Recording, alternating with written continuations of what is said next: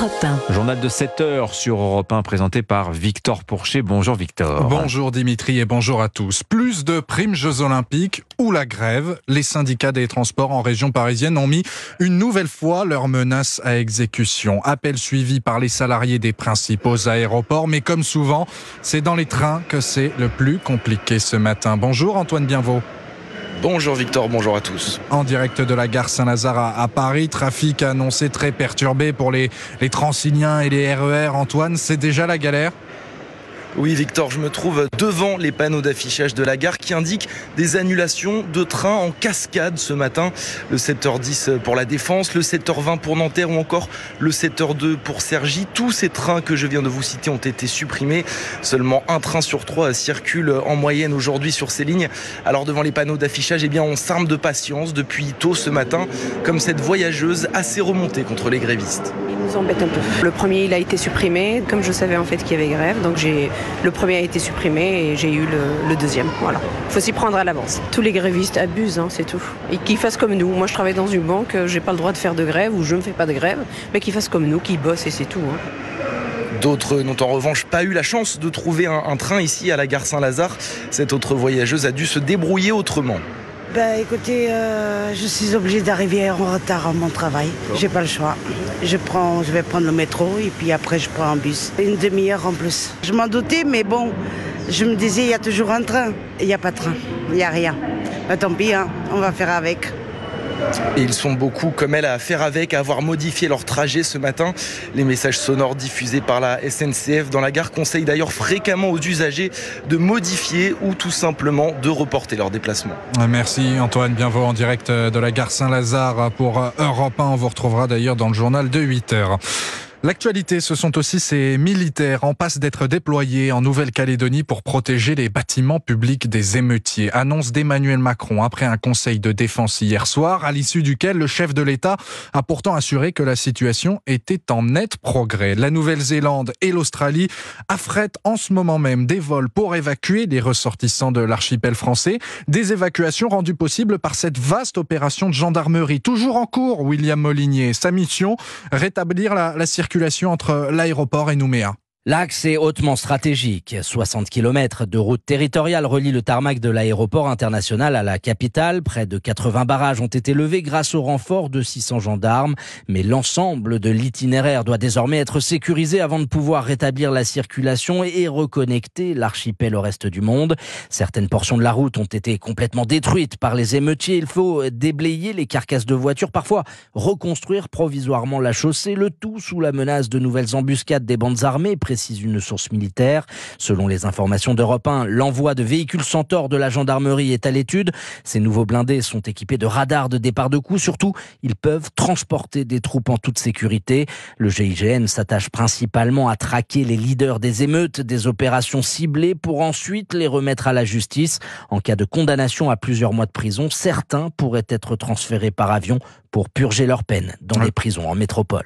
William Molinier, de nouveaux pillages de magasins ont été constatés ce matin en Nouvelle-Calédonie. Et puis ne manquez pas, dans le journal de 8h, nous serons à Singapour où des dizaines de Calédoniens attendent de pouvoir rentrer chez eux.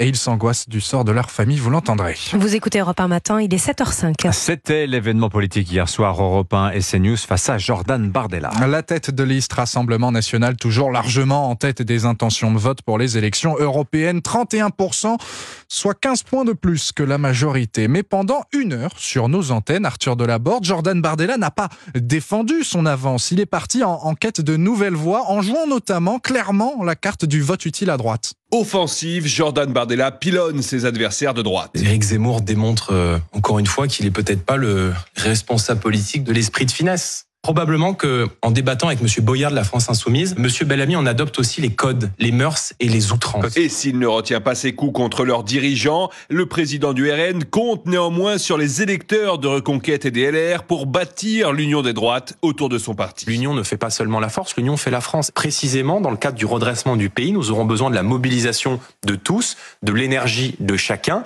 Et c'est la raison pour laquelle, moi, dans ces élections européennes, je tends la main aux électeurs des Républicains, aux cadres locaux des Républicains. Je leur dis, venez travailler à mes côtés, venez travailler avec nous, venez participer au redressement du pays, mais aussi aux électeurs d'Éric Zemmour qui, je le sais, sont extrêmement soucieux de voir la France disparaître. Jordan Bardella le sait, les sondages plaident en sa faveur. Traditionnellement, au sein d'un camp, le vote utile bénéficie à la composante la plus puissante. Arthur Delaborde pour Europe 1. La droite pleure l'une de ses figures, Jean-Claude Gaudin, ancien ministre, mais surtout maire de Marseille durant 25 ans, s'est éteint hier. Un hommage républicain lui sera rendu à 17h à la mairie de la ville. La France, bien seule dans le camp occidental ce matin, à soutenir la Cour pénale internationale. Dont le procureur a demandé hier un mandat d'arrêt international contre le premier ministre israélien Benjamin Netanyahou, notamment pour extermination, accusation qu'il dit rejetée avec dégoût.